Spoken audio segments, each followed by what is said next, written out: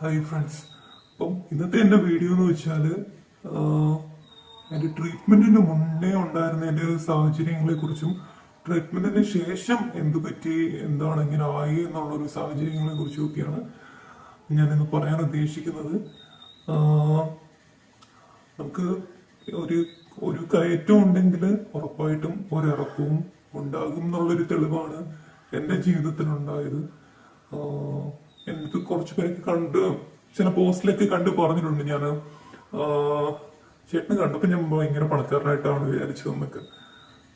C ഞാൻ അങ്ങനെ തന്നെ ആയിരുന്നു ട്രീറ്റ്മെന്റിന്റെ മുന്നേ, ട്രീറ്റ്മെന്റ് നടക്കും വരെ. കാരണം അങ്ങനെ ഭയങ്കര പണക്കാരനൊന്നും പറയല്ല, പൈസക്കൊന്നും ഒരു ബുദ്ധിമുട്ടും ഇല്ലായിരുന്നു, ഒരു രീതിയിലുള്ള ഇതും ഇല്ലായിരുന്നു. നല്ല ലൈഫൊക്കെ നന്നായിട്ട് എൻജോയ് ചെയ്തിരുന്നു. അങ്ങനൊരു നല്ല നല്ല സ്റ്റാറ്റസ് ഒക്കെ ഉള്ള രീതിയിൽ തന്നെ ആയിരുന്നു.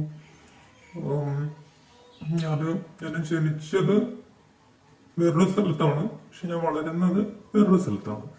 അപ്പൊ ഞാൻ ജനിച്ച് 2 മാസമായപ്പോ മുതല് ഞാൻ വേറൊരു സ്ഥലത്താണ്. അപ്പൊ ഞാൻ വന്നത് ആ നാട്ടിലെ തന്നെ ഏറ്റവും ധനികരായ വീട്ടിലേക്കാണ് ഞാൻ എത്തിപ്പെട്ടത്. അപ്പം ആ രീതിയിൽ തന്നെയാണ് ഞാൻ വളർന്ന് വന്നതും. അപ്പൊ അതുകൊണ്ട് തന്നെ എനിക്ക് പൈസക്കൊന്നും ഒരു ബുദ്ധിമുട്ടുമില്ല. ഞാൻ നല്ല ഹൈഫൈ രീതിയിൽ തന്നെയാണ് വളർന്നു വന്നിട്ടുള്ളതും. അന്നത്തെ കാലത്തൊക്കെ വീട്ടില് കാറ്, വണ്ടി ഇതൊക്കെ ഉള്ളൊരു വീട്ടിലാണ് ഞാനും. അപ്പം അങ്ങനൊരു നല്ല ലൈഫ് സ്റ്റൈലായിരുന്നു. അപ്പം സ്കൂളിലൊക്കെ അന്നത്തെ കാലത്തൊക്കെ പഠിക്കുമ്പോൾ ഒരു പണക്കാരെന്നുള്ളൊരു മുദ്ര ഒക്കെ ഉണ്ടായിരുന്നു. പിന്നെ അങ്ങനെയൊക്കെ ആയിരുന്നു അന്നത്തെ കാലത്തൊക്കെ. കുറച്ചും കൂടി എന്താ പറയാ, പൈസക്കുള്ള ഒരു കാര്യമൊക്കെ ഉണ്ടായിരുന്നു. ഞാനത് ഒരു ഇതായിട്ട് പറയുമല്ല, ഞാൻ എങ്ങനെ ഇങ്ങനെ ആയി എന്നുള്ളത് പറയുകയാണ്. അപ്പൊ ഞാന് പഠിക്കുമ്പോഴേക്ക് നല്ല രീതിയിൽ പഠിത്തം കഴിഞ്ഞ് പിന്നെ നല്ല ജോബ് എല്ലാം കൊണ്ടും ഒക്കെ എനിക്ക് നല്ല രീതിയിൽ തന്നെ ആയിരുന്നു. പിന്നെന്താ, എനിക്ക് ഒരുപാട് കളക്ഷൻ സാധനങ്ങളുണ്ട്. എനിക്ക് തോന്നുന്നു 200 മുകളില് ഷർട്ട്, ടീഷർട്ട് ഒക്കെ ഉണ്ട്. എനിക്ക് തോന്നുന്നു സെലിബ്രിറ്റീസിലും കൂടുതൽ സാധനങ്ങൾ എനിക്കുണ്ട്. എനിക്ക് തോന്നുന്നു 10-30ഓളം. ഇപ്പൊ ഒരുപാട് വാച്ചസ് ഒക്കെ നശിച്ച് 10-30 കൂടുതൽ വാച്ച്, ബ്രാൻഡഡ് വാച്ചസ് ഉണ്ട് എനിക്ക്. പിന്നെ ഷൂസ് ആണെങ്കിൽ ഷൂസ്, ഫുട്വെയർസ് എല്ലാം കൂടി ചേർത്ത് ഇപ്പൊ എനിക്കൊരു 10-30 ഒക്കെ ഉള്ളെന്ന് തോന്നുന്നു. 20-25 ഒക്കെ ഉള്ളൂ. എനിക്ക് നേരത്തെ അങ്ങനൊന്നും അല്ല, ഒരുപാട് കളക്ഷൻ ഉണ്ട്. പിന്നെ ജീൻസ്, പാൻസ് ഒക്കെ ആയാലും തന്നെ അതും അറൗണ്ട് ഒരു 50 ഒക്കെ ഉണ്ടായിരുന്നു. ഇതെല്ലാം എന്റെ ട്രീറ്റ്മെന്റിന് പുറകെ എനിക്ക് ഉണ്ടായിട്ടുള്ള സാധനങ്ങളാണ്. ട്രീറ്റ്മെന്റിന് ശേഷം ഒന്നും ഇല്ലല്ലോ. അപ്പം അങ്ങനെയൊക്കെയാണ്. പിന്നെ എന്റെയൊക്കെ ഒരു കാലത്ത് എനിക്ക് 2007 എനിക്ക് മൊബൈൽ ഫോൺ ഉണ്ട്. എന്റെ ക്ലാസ്സിൽ എനിക്കും എന്റെ ഒരു കൂട്ടുകാരനും 2 പേർക്ക് മാത്രമേ മൊബൈൽ ഫോണൊക്കെ ഉണ്ടായിരുന്നുള്ളൂ ആ കാലത്ത്. ആ സമയത്ത് +1 ഒക്കെയാണ്, എന്റെ +1 ആണ്. അപ്പം അങ്ങനെ പല രീതിയിലും. പിന്നെ എപ്പോഴും കയ്യിൽ പൈസയൊക്കെ ഉള്ള ആരെങ്കിലും പൈസയൊന്നും അങ്ങനത്തെ സമയത്തൊന്നും കാണില്ല. അപ്പം എന്റെ പൈസ ഉണ്ടാവും. എല്ലാവർക്കും കുറെ പേര് എന്റെ പൈസ മേടിക്കുമായിരുന്നു.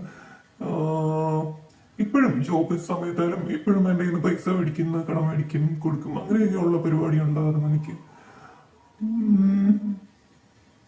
അങ്ങനെ എന്താ പറയാ, അങ്ങനെ നല്ലൊരു രീതിയിലായിരുന്നു ഞാന്. നല്ല എല്ലാ രീതിയിലും പൈസക്കൊന്നും ഒരു ബുദ്ധിമുട്ടുമില്ല. നല്ല രീതിയിൽ തന്നെയായിരുന്നു, നല്ല എൻജോയ് ചെയ്തായിരുന്നു പൊയ്ക്കൊണ്ടിരുന്നത്. ലാസ്റ്റ് എന്റെ ജോബ് എന്ന് പറയുന്നത് തന്നെ എനിക്കൊരു മാസത്തെ എന്റെ ചെലവ് തന്നെ, എന്റെ ഫ്ലൈറ്റ് ട്രിപ്സ്, പിന്നെ എന്റെ ലക്ഷറീസ് ഹോട്ടൽസ്, ഫുഡ്, പിന്നെ ട്രാവലിനുള്ള കാറുകള് എല്ലാം കൂടി തന്നെ എനിക്ക് ഒരു മാസം 2.5-3 ലക്ഷം അടുപ്പിച്ച് എന്റെ ചെലവ് തന്നെ. അങ്ങനൊരു ചെലവിന് ജീവിച്ച ഒരാളാണ് ഞാൻ. എന്റെ ചെലവ് തന്നെ 2 ലക്ഷത്തിന് മുകളിൽ ചെലവ് തന്നെ വന്നിട്ടുണ്ട്. അപ്പം പുറത്തൊക്കെ പോകുമ്പം എന്റെ കൂട്ടുകാരും എല്ലാരും ഒക്കെ കാണുന്നുണ്ടായിരിക്കാം ഇപ്പൊ ഈ ഒരു വീഡിയോ ആയാലും. അപ്പൊ അവർക്കറിയാം എവിടെ പോയാലും ഞാനേ പൈസ ചെലവാക്കുള്ളൂ. എനിക്ക് അതാണ് ഏറ്റവും സന്തോഷം. അവര് പൈസ തരാന്ന് പറഞ്ഞാലും എനിക്കത് പറ്റത്തില്ല. എനിക്ക് അവർക്ക് വേണ്ടി എനിക്ക് ആഹാരമാണ് എനിക്ക് അവിടെ മെയിൻ. ഇവിടെ പുറത്തു പോകുമ്പോൾ കഴിക്കുന്നതാണല്ലോ ഒരു എക്സ്പെൻസ് എന്ന് പറയുന്നത്. അപ്പൊ എനിക്ക് ഏറ്റവും സന്തോഷമുള്ള കാര്യമാണ് അത്. അപ്പം അതുകൊണ്ട് ഞാൻ ഒരാളെ കൊണ്ടും ഒരു പൈസയും ചെലവാക്കിക്കത്തില്ല. എനിക്കത് ഭയങ്കര ഇഷ്ടമാണ്. അപ്പം എന്റെ ജോബ്, ഈ ഒരു ട്രീറ്റ്മെന്റിന് മുന്നേ ഞാനൊരു നിങ്ങൾ വിചാരിച്ചതുപോലെ തന്നെ ഞാനൊരു പണക്കാരനോ എന്നൊക്കെ ആണെങ്കിൽ പറയാം. ഞാൻ അഹങ്കാരമായിട്ട് പറയുന്നില്ല. ഞാൻ ഇത്തരം പ്രശ്നം ഒന്നും ഇങ്ങനൊരു സാഹചര്യം എനിക്ക് ഉണ്ടായിട്ടില്ല. ഇടയ്ക്ക് കുറച്ച് എന്താണ് സാഹചര്യം, ഒരു പണക്കാരന്റെ വീട്ടിലായിരുന്നില്ല എന്നിട്ട് എന്താ സാഹചര്യം മാറിയെന്നല്ല ഞാൻ ഉത്തരം ഒന്നും പറയുന്നില്ല. അങ്ങനെ ഒരു ക്വസ്റ്റ്യൻ ചോദിക്കരുത്. അപ്പം ജോബൊക്കെ ആയിരുന്നു. പിന്നെ ട്രീറ്റ്മെന്റ് വന്നപ്പം പിന്നെ എന്തെങ്കിലും ഞാൻ ഓൾറെഡി പൈസയുടെ കാര്യങ്ങൾ പറഞ്ഞിട്ടുണ്ട്. എനിക്ക് ആ സമയത്ത് പിന്നെ അത്രയും പൈസ ട്രീറ്റ്മെന്റ് ചെയ്തപ്പോഴത്തേനും പിന്നെ എന്തെങ്കിലും പൈസ തീർന്നു. പിന്നെ എനിക്ക് മീഡിയ തന്നെ ഡിപ്പെൻഡ് ചെയ്യേണ്ടി വന്നു. കുറച്ച് പൈസയ്ക്കായാലും ഞാൻ മീഡിയ ഒന്ന് ഡിപ്പെൻഡ് ചെയ്തു. അത്രയും എനിക്ക് ഇല്ലായിരുന്നു. അപ്പം ഇനി എനിക്ക് ജോലി നോക്കണം. ജോലി നോക്കിയേ പറ്റൂ.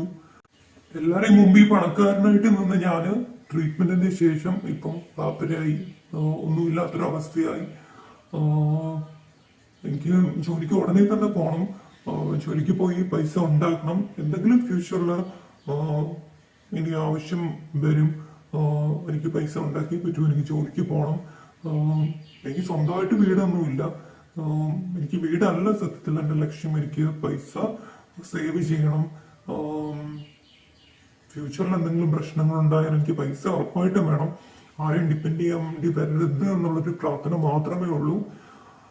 അപ്പം ഇനി എനിക്ക് ജോലിക്ക് വേണം. ഇപ്പൊ നിലവിൽ ഞാൻ സീറോ ആണ്, ഒന്നുമില്ലാത്തൊരവസ്ഥയാണ്. എനിക്ക് ജോലിക്ക് തന്നെ പോയേ പറ്റൂ. ഞാൻ ഇപ്പൊ സത്യത്തിൽ ജോലിയുടെ ഒരു സമയമല്ല. ജോബ് റഷ് എന്ന് പറയുന്നത് ഡിസംബർ ജനുവരി ഒക്കെയാണ്. ഞാൻ ജോബിന് വേണ്ടിയിട്ട് അപ്ലൈ ചെയ്തിട്ടുണ്ട്. പക്ഷെ ഒന്നും ഇപ്പൊ ലൈനിൽ ഒരു ജോബും ഇല്ല. പിന്നെ പ്രത്യേകിച്ച് ജിയോളജിസ്റ്റിന് ഓപ്പർച്യൂണിറ്റി ഭയങ്കര കുറവാണ്. പിന്നെ എന്റെ പോസ്റ്റ് ഗ്രാജുവേഷൻ വെച്ചിട്ട് എന്തെങ്കിലും ഓപ്പർച്യൂണിറ്റി കിട്ടുവാണെങ്കിൽ അത് പോകാം എന്നുള്ളൊരു മൈൻഡാണ് ഞാനിപ്പം. അധികം കട്ടിപ്പണിയില്ലാത്ത രീതിയിലുള്ള, എനിക്കങ്ങനെ എടുത്ത് പൊക്ക് വെയിറ്റ് ലിഫ്റ്റിംഗ് അങ്ങനെയൊന്നും ഇല്ലാത്ത രീതിയിലുള്ള, മെന്റൽ സ്ട്രെസ്സും കുറച്ച് കുറയുന്ന രീതിയിലുള്ള ജോബ് ഞാൻ നോക്കുന്നുണ്ട്. അപ്പം ഇതൊക്കെയാണ് എന്റെ കാര്യങ്ങള്. ഇത്രയേ ഉള്ളൂ. എല്ലാവർക്കും നന്ദി. Thank you so much.